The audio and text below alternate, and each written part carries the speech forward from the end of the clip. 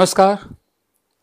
एक पुराना शेर है, ना खुदा ही मिला ना विसाल सनम, ना इधर के रहे ना उधर के रहे। 2 महीने का लॉकडाउन झेल रहे हैं हम, लेकिन उससे कोरोना वायरस के पेशेंट्स में उनकी तादाद में कमी आई हो ऐसा नहीं है। तादाद बल्कि और ज़्यादा बढ़ी है। ऊपर से जो हमारी चरमराई हुई अर्थव्यवस्था थी वो लगभग बैठ गई है। तो ना खुदा ही मिला ना विसाले सनम, ना इधर के रहे ना उधर के रहे। अब लॉकडाउन धीरे धीरे उठाया जा रहा है, केसेस और फैलेंगे।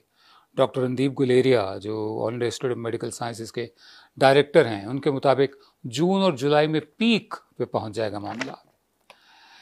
बहरहाल कैरावैन नाम की मैगजीन है, उसकी एक रिपोर्ट है कि जो सरकार ने एक नेशनल टास्क फोर्स बनाई थी कोरोना को हैंडल करने के लिए। उसका कहना है कि टास्क फोर्स वालों का ही कहना है कि हमसे सलाह किए बगैर 3 दफ़े लॉकडाउन बढ़ाया गया है। ठीक है, जो मेंबर्स हैं टास्क फोर्स से, उनका ये कहना है कि लॉकडाउन से कोई भी मकसद हल नहीं हुआ, क्योंकि सरकार फेल हो गई एकदम।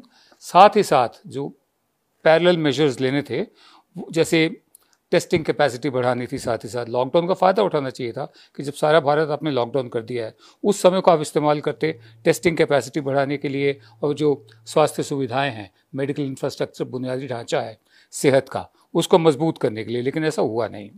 सोशल डिस्टेंसिंग, मास्क पहनना, सैनिटाइज़र से हाथ धोना, ये ट्रांसमिशन जो होती है, संक्रमण जो होता है, उसका रेट कम कर सकते हैं। लेकिन अभी तक हमारे पास कोई सबूत नहीं है।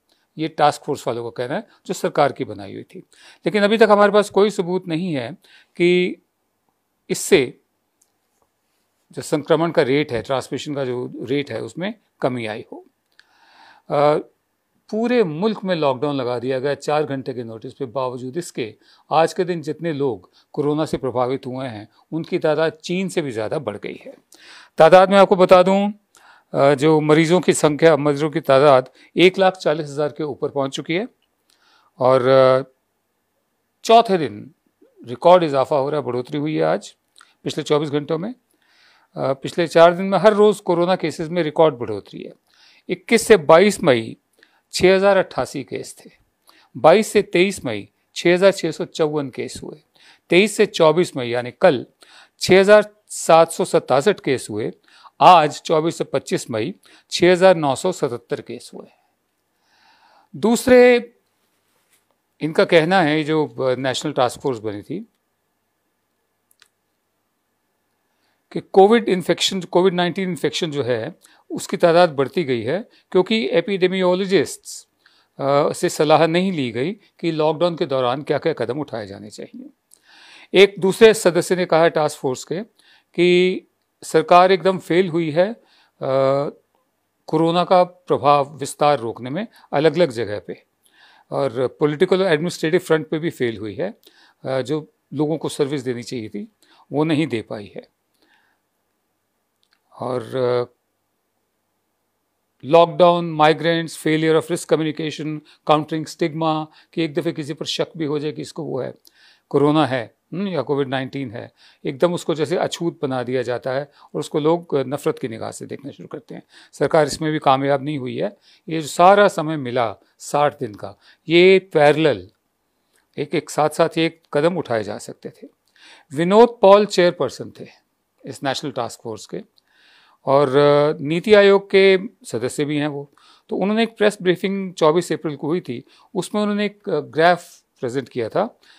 उसमें मैथमेटिकल कैलकुलेशन करके बताया गया था, और साथ में उन्होंने कहा था कि कोविड-19 के केसेस 16 मई के बाद नहीं होंगे। वो बिल्कुल गलत साबित हुए, माफ़ी मांगनी पड़ी। कहने का मतलब ये है कि एक दफ़े भारत वही पुराना, मतलब दुख और दर्द का देश बन के रह गया है। वो भी उस वक्त जब हम बस पहुंचने ही वाले थे, हम ग्लोब में, अपनी दुनिया में अपनी जगह बना चुके थे, दुनिया हमारी बात सुन रही थी, सबसे लगातार बढ़ती अर्थव्यवस्था थी। ठीक उसी वक्त बिना सोचे समझे इल प्लान्ड लॉकडाउन लगा के अर्थव्यवस्था भी बिठा दी गई है। कोविड तो पूरी दुनिया के लिए है, हमारे लिए नहीं है। लेकिन वो जो 60 दिन, जैसे मैंने कहा, इस्तेमाल हो सकते थे पैरेलल एक स्ट्रक्चर खड़ा करने में, तैयारी करने में, वो भी वेस्ट हो गए हैं। तो दुख और दर्द का देश बन गया है।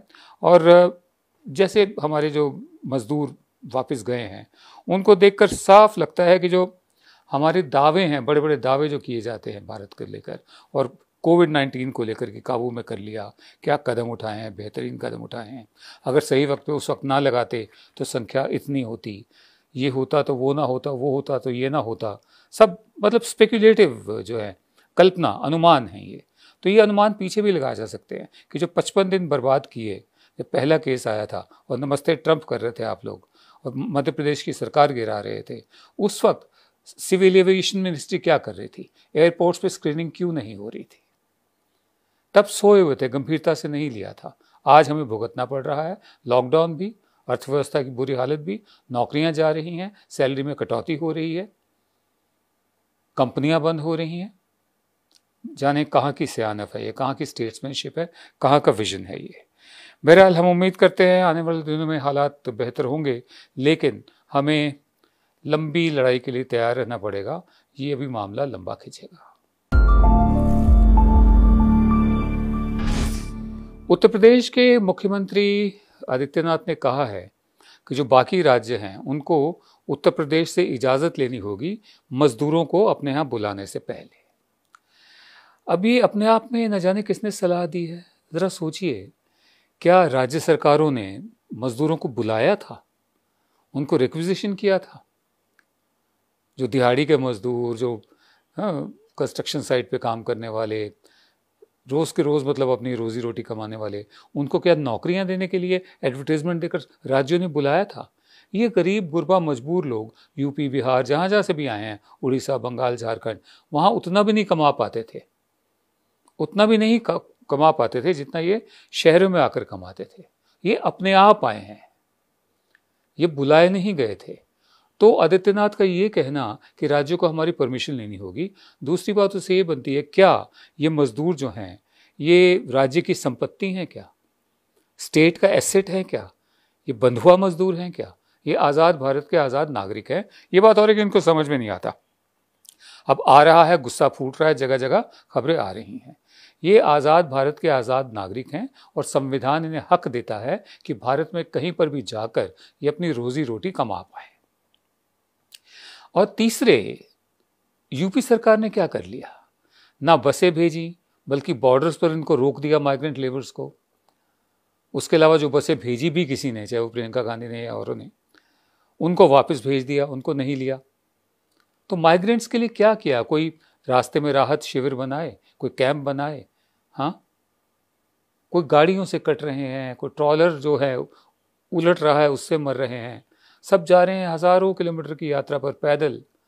यूपी सरकार ने क्या किया? बिहार सरकार ने क्या किया इनके लिए?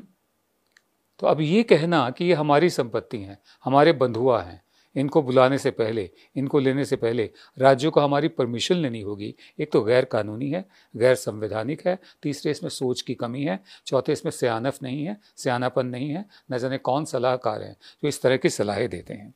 इन्होंने देखिए ट्वीट किया है योगी आदित्यनाथ ने। इनका कहना है, अपने खून पसीने से महाराष्ट्र को सींचने वाले कामगारों को शिवसेना कांग्रेस की सरकार से सिर्फ छलावा ही मिला। ये सिर्फ महाराष्ट्र का जिक्र क्यों कर रहे हैं? कर्नाटक का क्यों नहीं कर रहे? इनकी अपनी सरकार है इसलिए। गुजरात का क्यों नहीं कर रहे? इनकी अपनी सरकार है इसलिए। सिर्फ महाराष्ट्र। अपने खून पसीने से महाराष्ट्र को सींचने वाले कामगारों को शिवसेना कांग्रेस की सरकार से सिर्फ छलावा ही मिला। लॉकडाउन में उनसे धोखा किया, उन्हें उनके हाल पर छोड़ दिया और घर जाने को मजबूर किया। इस अमानवीय व्यवहार के लिए मानवता श्री उद्धव ठाकरे जी को कभी माफ़ नहीं करेगी। ना इनके दिल में श्री है उनके उद्धव ठाकरे के लिए, ना जी है, लेकिन क्योंकि एक पाखंड चला आ रहा है श्री और जी और इस ढंग का, ये बोलना ही है। आपने क्या किया? हमारा सवाल आपसे है। जैसे हमने कहा, आपने तो बॉर्डर पर ही रोक दिया, अभी भी ऐसे ही चल रहा है। आगरा लखनऊ हाईवे पे और ये दिल्ली आगरा हाईवे पे सिर्फ माइग्रेंट्स की जो बसेज़ हैं, जो मज़दूरों की बसेज़ हैं, उनको रोका जा रहा है। लखनऊ तक नहीं जाने दिया जा रहा। आपने बसें भी नहीं भेजी, उनके लिए इंतज़ाम भी नहीं किए। ऊपर से आप उनको अपना बंधुआ मान रहे हैं कि आपकी परमिशन चाहिए, राज्य सरकार की परमिशन चाहिए और राज्यों को परमिशन लेनी होगी। ये आपका संसाधन नहीं है, ये आपका स्टेट का एसेट नहीं है। ये आज़ाद भारत के आज़ाद नागरिक है जिन्हें वोट का अधिकार है, जिनका वोट लेने के लिए आप गलियों गलियों चक्कर काटते हैं। हाँ, चाहे आप हो, जो छोटे बड़े जितने भी नेता हैं, गलियों गलियों घर घर जाके हाथ जोड़ जोड़ के वोट मांगते हैं। क्या इस वक्त गलियों गलियों में जाकर, घर घर में जाकर सहायता नहीं कर सकते? चुना किस लिए गया है इनको? कायदे से, चाहे वो बंगाल हो, चाहे वो यूपी हो, बिहार हो, कायदे से जनता को अपने कॉरपोरेटर, अपने विधायक और अपने सांसद, इनको जवाबदेह बनाना चाहिए। अगली दफ़े जब आएँ आपके पास तो इनसे सवाल पूछने चाहिए। और बाकी योगी आदित्यनाथ का ये कहना बिल्कुल गैर कानूनी है, असंवैधानिक है, अनकॉन्स्टिट्यूशनल है कि राज्य हमसे इजाज़त ले पहले। ये मजदूर, बंधुआ मजदूर नहीं है, आज़ाद भारत के नागरिक हैं, अपनी मर्जी से गए थे, अपनी मर्जी से लौट रहे हैं। आपने कुछ नहीं किया उनके लिए, और जो किया वो काफ़ी नहीं है। नमस्कार।